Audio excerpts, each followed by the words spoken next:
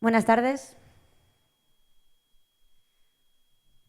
Bueno, para los que no me conozcáis y no hayáis estado en las otras dos charlas que he dado, que una era sobre periodismo y la otra sobre la analítica web, y esta mañana también en una mesa redonda, soy Marta, trabajo en SmartUp, que es una agencia de marketing digital que con la propia evolución del sector ha acabado en Big Data, porque entendíamos que los datos nos estaban dando un valor impresionante y que teníamos que sacarles partido para unos proyectos más acordes al momento en el que vivimos. Bueno, sobre lo que os voy a hablar hoy es sobre ciudadanía y sobre cómo las ciudades están mejorando gracias a esa explotación de los datos de una manera óptima, eficiente y con resultados muy óptimos. Por ejemplo, en el caso de Dinamarca, en el caso de Holanda, están trabajando en un sistema de farolas inteligentes. Es decir, gracias a los datos son capaces de graduar las propias farolas en función de la iluminación, en función de las personas que están pasando por ahí. Imaginaos esto lo que supone a nivel ahorro de costes, optimización de recursos y bueno, un montón de mejoras para la ciudadanía que son gracias a los datos, a una información que tenemos y que podemos aprovechar en cualquier momento. Otro de los casos significativos es Singapur. No sé si lo conocéis, Singapur lo que hace es, a través de unos sensores que tiene repartidos por toda la ciudad, optimiza también sus recursos y en este caso lo enfoca a las inundaciones. Es capaz de anticiparse ante posibles inundaciones que puede haber por la ciudad y destinar los recursos oportunos para poder mejorar la ciudad ante este problema que pueden tener y evitar que sucedan males mayores. Por ejemplo, Copenhague, en este caso sí, está orientado en un proyecto de Big Data para mejorar la ciudadanía desde el punto de vista del tráfico. Un problema que en el Perú habéis comentado que es bastante serio, que lo tenéis bastante y los 2 días que llevamos aquí la verdad es que lo estamos percibiendo. En este caso lo que hacen es regular las señales de tráfico y mejorar la circulación, pero enfocado sobre todo en la calidad del aire, evitando que haya tráfico para con ello evitar que haya contaminación. Nueva York es otro de estos proyectos en los que los datos están trabajando para mejorar la circulación del tráfico, entre otros muchos proyectos, porque sabréis que Nueva York, a nivel Smart Cities, es una de las ciudades más punteras en el mundo.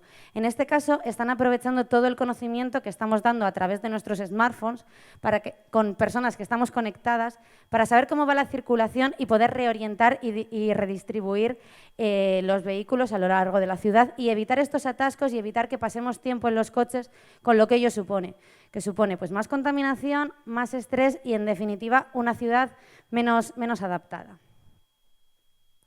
Bueno, ¿qué tienen en común las ciudades que hemos visto? En este caso hemos hablado de 4 ejemplos, pero otros muchos ejemplos que seguro que conocéis. Una de las características que todas ellas tienen en común es el ahorro. Todas buscan ahorrar, todas buscan optimizar los recursos que tienen, gastar menos y aprovechar mejor lo que tienen. Otra de las características que tienen en común todas ellas, por supuesto, es la mejora de la ciudad.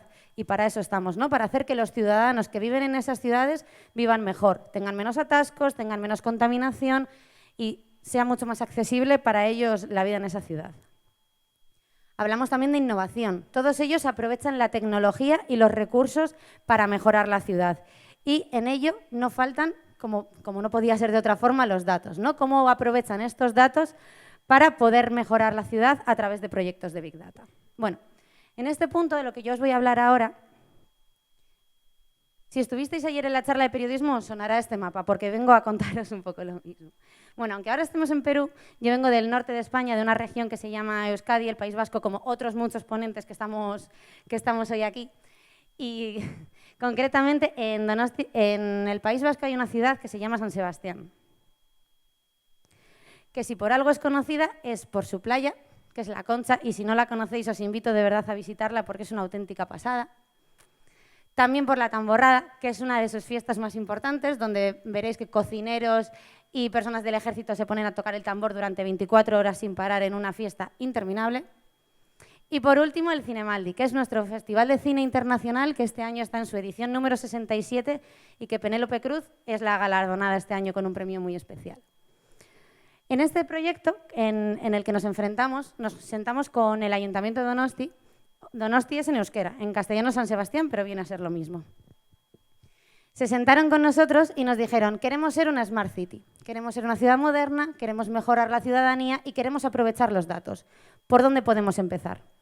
Y en este momento nosotros dijimos, hay proyectos de Big Data alrededor de todo el mundo en ciudades punteras en las que mejoran el sistema de alumbrado, mejora la circulación, pero ¿realmente hemos escuchado a los ciudadanos? Cuando nos planteamos hacer este proyecto, se nos ocurrieron muchísimas ideas, empezamos a pensar en todos los datos que esta ciudad podía generar y llegamos a esta conclusión. ¿Le hemos preguntado realmente a la gente qué es lo que quiere? ¿Qué es lo que les preocupa? ¿Qué es lo que de verdad haría que su ciudad fuera un mejor lugar para vivir? Y para responder a esta pregunta, desde el Ayuntamiento de San Sebastián o de Donosti, nos dijeron que ellos tenían un buzón de la ciudadanía, que es donde todas las personas que quieren se comunican con ellos y les hacen llegar pues, bueno, sus dudas, sus quejas, sus reclamaciones y cualquier tipo de comunicación que les importa. Y bueno, estas comunicaciones llegan a través de diferentes canales. Tenemos un 17 que llegaba por teléfono, tenemos un poquito que llegaba por Twitter, algo que les entraba por la aplicación, había gente que entraba en la ventanilla, en la oficina física, teníamos información por internet y registros. Esto es la información que tenían. También sabían que había un interés creciente. Cada vez había más gente que se comunicaba con el ayuntamiento.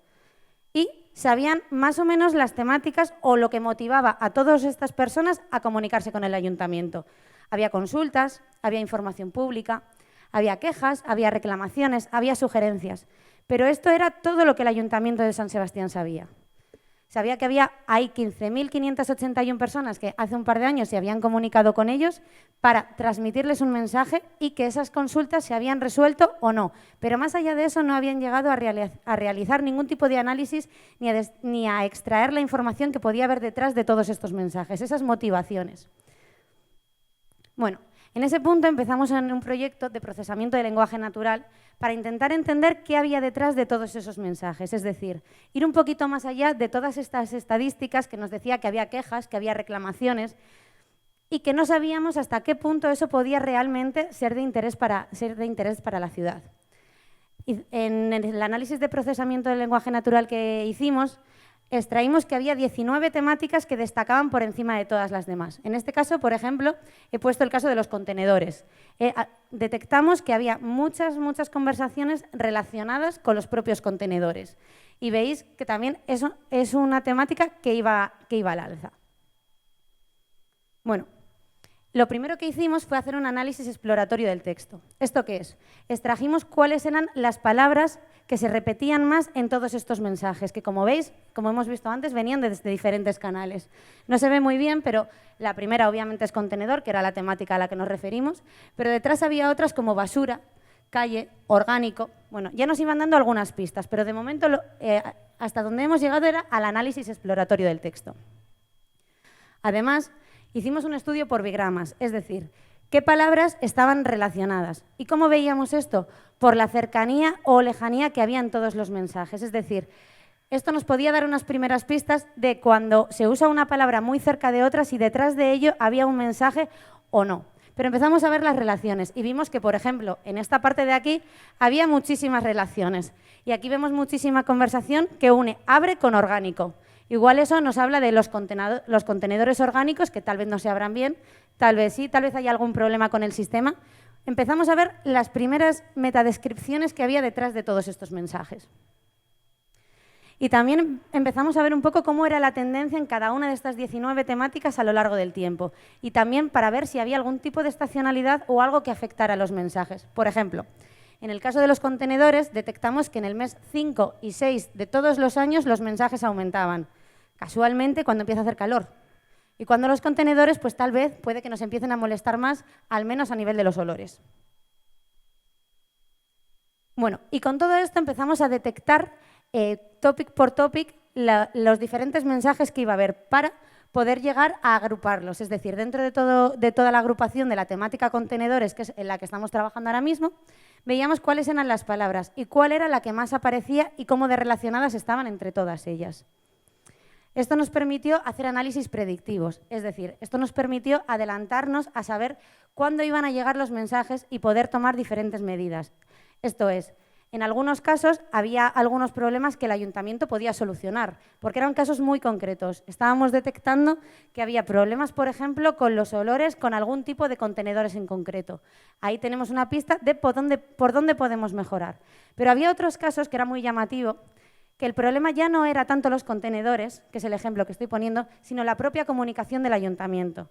Tal vez no estaba lo suficientemente bien comunicado cuáles eran las medidas que el ayuntamiento estaba tomando en cada uno de estos topics. De aquí se extrajeron diferentes conclusiones que sirvieron tanto a la propia política del ayuntamiento como a las medidas que tomaron en la siguiente legislatura. Además, en el análisis de todas estas palabras, tenemos la posibilidad de analizar ya no solo las palabras, sino el propio sentimiento que hay detrás de todas estas palabras. Es decir, las máquinas han llegado hasta unos niveles que en el procesamiento del lenguaje natural podemos entrever qué sentimiento hay detrás de cada una de estas palabras. Podemos saber cuál es la intencionalidad con la que las personas escriben un mensaje. ¿Estamos enfadados? ¿Estamos disgustados? ¿Estamos contentos? Todo esto nos ayudó a poder hacer un análisis predictivo, como comentaba, es decir, adelantarnos a cuándo alguien va a emitir un comentario y por qué lo va a emitir. ¿Y quién es esa persona? ¿Esa persona es un troll o es una persona realmente influyente que está hablando en representación de una comunidad de vecinos? Bueno, como veis, el procesamiento del lenguaje natural lo hicimos en 3 pasos, que es los que os comentaba. En primer lugar, análisis exploratorio del texto, para intentar entender qué temáticas había o cuáles eran los temas que había detrás de todas estas comunicaciones que íbamos recibiendo. En segundo lugar, agrupación por topics. Detectamos cuáles eran las temáticas, cuáles eran los mensajes y si había algún tipo de sinergia o relación entre los diferentes mensajes que recibíamos. Y en tercer lugar, un análisis predictivo. Esto nos ayudó a intentar adelantarnos y ver cómo respondería la ciudadanía ante las diferentes medidas que se tomaban, ya fueran en cuanto a medidas prácticas, en cuanto a medidas de comunicación o en cualquier otro tipo de medidas que desde el ayuntamiento se tomaran. Y llegados a este punto, decidimos que esto no podía ser un proyecto estático que tuviera un análisis y se muriera en el tiempo, ¿no? Al final la comunicación es algo constante y siempre se estaban recibiendo mensajes y decidimos que esto era un contenido que debía de estar de forma constante. Además, pensamos, hasta ahora lo que hemos hecho ha sido analizar a aquellas personas, aquellos mensajes que se han referido a nosotros de forma directa, es decir, han venido al ayuntamiento y por H o por B han dicho: tengo un problema, tengo una reclamación, tengo una queja. Vale, pero ¿qué pasa con todas estas personas que están hablando de la ciudad, pero que no se están refiriendo a nosotros directamente? En este caso, los medios digitales nos abren un abanico de posibilidades enormes para poder escuchar qué dice la ciudadanía respecto a diferentes topics. Es decir, podemos crear queries y buscar todas las conversaciones digitales que hablen sobre Donosti, sobre San Sebastián, sobre Guipúzcoa, que es la región en la que está esta ciudad, o sobre los términos que nosotros queramos. Y además incluso podemos ir un poquito más allá y relacionarlos con diferentes temáticas. Imaginaos, por ejemplo, que estuviéramos interesados para saber qué se dice de San Sebastián, pero en relación, por ejemplo, al turismo. San Sebastián es una ciudad que en los últimos años cada vez está teniendo más turistas y esto está generando conversaciones de todo tipo que al ayuntamiento está preocupando por las consecuencias que esto está trayendo. Imaginaos que quisiéramos hacer una escucha activa en redes sociales, en blogs, en foros, en internet, para saber qué dice la gente realmente de esto y qué opiniones hay, porque finalmente, la tele puede hablar de turismofobia, pero eso, al final lo malo es muy contagioso. Pero ¿cuál es la conversación real que existe detrás de todo esto? ¿Es tan real esa turismofobia de la que se habla? ¿O realmente es marginal y la gente está conforme, le gusta y quiere que siga fomentándose ese comportamiento? Bueno, pues con este análisis que hicimos en el entorno online, esta escucha activa, que os decía, escuchamos todas las conversaciones que había relacionadas con San Sebastián, con el Ayuntamiento de Donosti en general. Y luego, a su vez, también lo desagregamos en diferentes temáticas. Esto nos permitió saber que en los últimos años cada vez se hablaba más de San Sebastián en el entorno online. También nos permitió saber quiénes eran las personas que más hablaban en el entorno online. Imaginaos esto a nivel política, hasta qué punto lo podemos llevar. Es decir, tengo la capacidad de saber quién está hablando sobre la ciudad, qué está diciendo y cómo de influyente es, con qué frecuencia está hablando. Tal vez desde el ayuntamiento me interesa identificar a esta persona para hacer cualquier tipo de medida o para hacer, no sé, algún tipo de acción con él o para intentar convencerle, en caso de que no tenga razón, de cuál es la situación y cuáles son las medidas y cómo el ayuntamiento puede ayudarle a ser más feliz en su ciudad, al fin y al cabo. Igualmente, también podíamos adivinar el sentimiento. Las máquinas, al hacer análisis de procesamiento de lenguaje natural, tienen la capacidad de saber el sentimiento con el que estamos emitiendo nuestros mensajes. Y por último, también los intereses.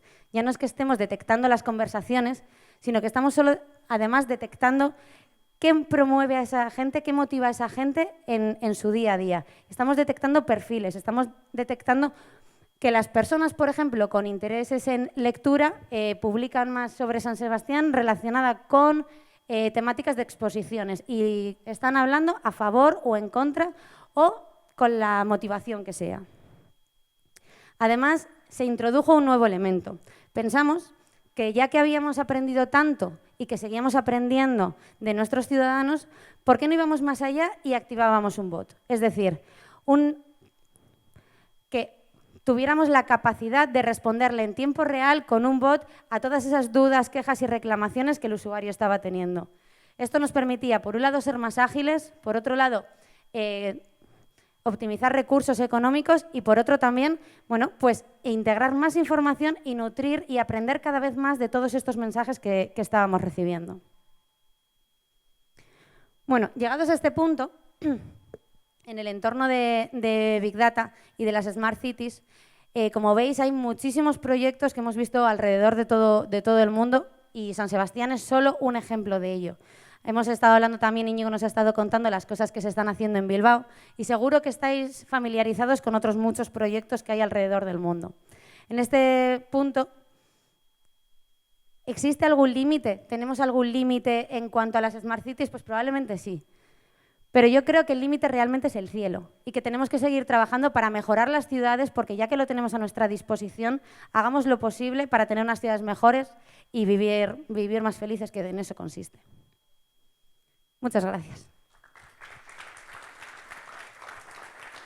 Muchas gracias, Marta. ¿Hay algunos que tengan preguntas?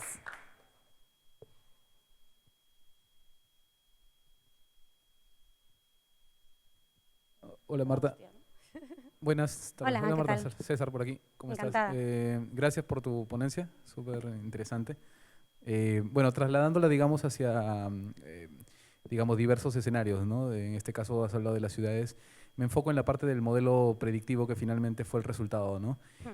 Todo lo que hubo antes del modelo predictivo te ayudó de alguna forma a tomar decisiones y obviamente a que las herramientas hechas para tratar grandes volúmenes de información te den evidencias, ¿no es cierto?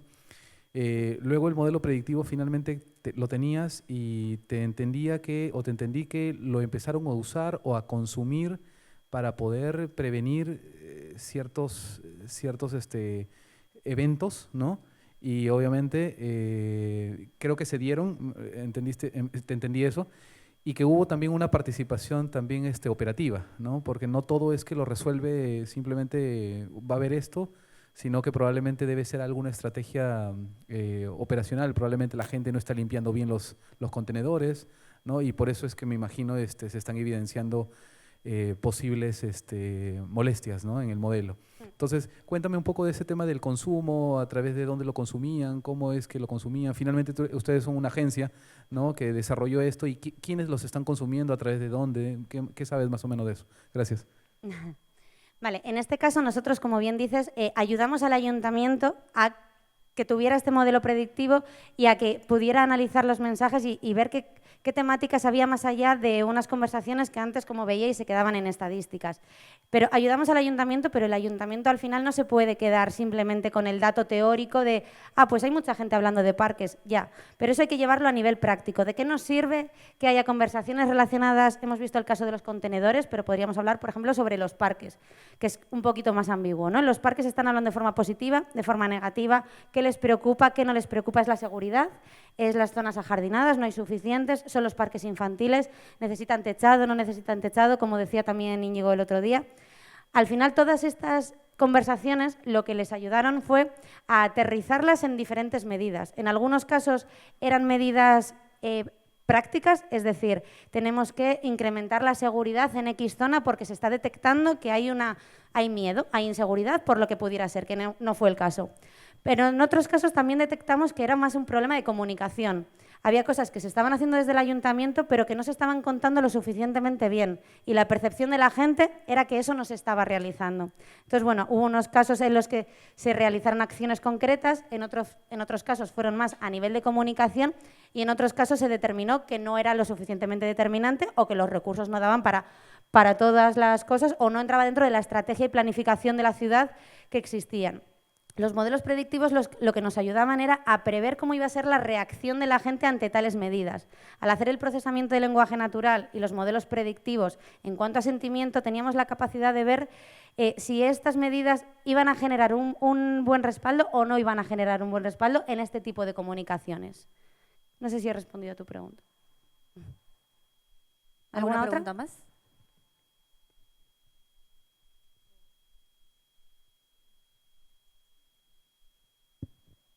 Cuando comentaste que hacían un query para saber la información de que estaban hablando, o sea, comentarios sobre el ayuntamiento, pero externos, ¿cuál fue esa fuente? ¿Google Analytics o...?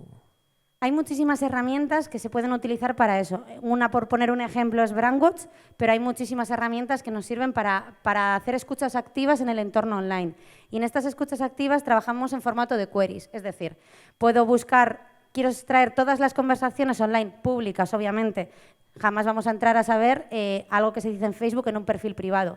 Pero todas las conversaciones públicas que se emiten en foros, blogs, Twitter, Instagram, de manera pública, utilizando la palabra San Sebastián, se pueden detectar y se puede saber eso, el volumen, el sentimiento, el género, la edad, la frecuencia.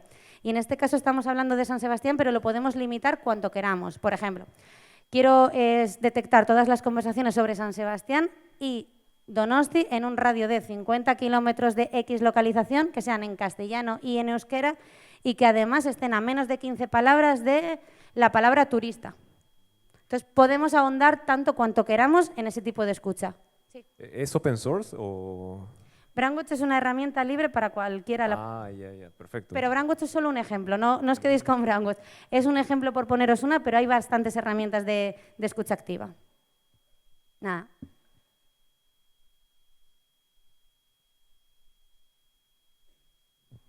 Hola Marta. Hola. El tema de hacer análisis de texto a veces también pasa por el reto de tener diccionarios de datos que permitan hacer las comparaciones y levantar todo el tema de emociones. Exacto. Y también a veces de depender de cómo pasar de el dato digital al tema de la transcripción. ¿No? Hay softwares que lo hacen, pero de repente nos puedes contar cómo es que encontraste esos diccionarios de datos. Sí, y también la plataforma misma que usas, ¿no? Vale, por un lado está el análisis propiamente de las imágenes, es decir, aquellas notas que bueno, pues igual iba la persona y hacía su queja, su reclamación, su comentario en una hoja escrita y lo tiraba en un buzón como tal o en una ventanilla. En este caso lo que tenemos es una imagen. Podríamos transcribirla a mano, pero no es operativo, o se podría hacer análisis de las propias imágenes, que ya cada vez se hace más, ¿no? Para ver qué palabra, cuál es la relación entre una palabra a nivel caligrafía en una imagen y cuál es su significado en un entorno online. Que esto, bueno, Archives también profundizó más sobre todo el análisis de imágenes en este sentido. Y en cuanto al diccionario, se trata de modelos que se van entrenando. Es decir, hace unos años que en un modelo de análisis natural algo estuviera escrito en mayúsculas, se entendía que era un sentimiento negativo, porque entendían que las mayúsculas son cuando estamos enfadados. Los modelos van aprendiendo. Ahora ya que algo esté en mayúsculas, puedes estar diciendo ¡qué bien! Y realmente es una exclamación y es algo positivo. Los modelos van aprendiendo constantemente. Y en este caso, en cuanto a herramienta concreta, hay herramientas para aburrir. No se trata de una herramienta como tal, sino de la inteligencia aplicada a ello.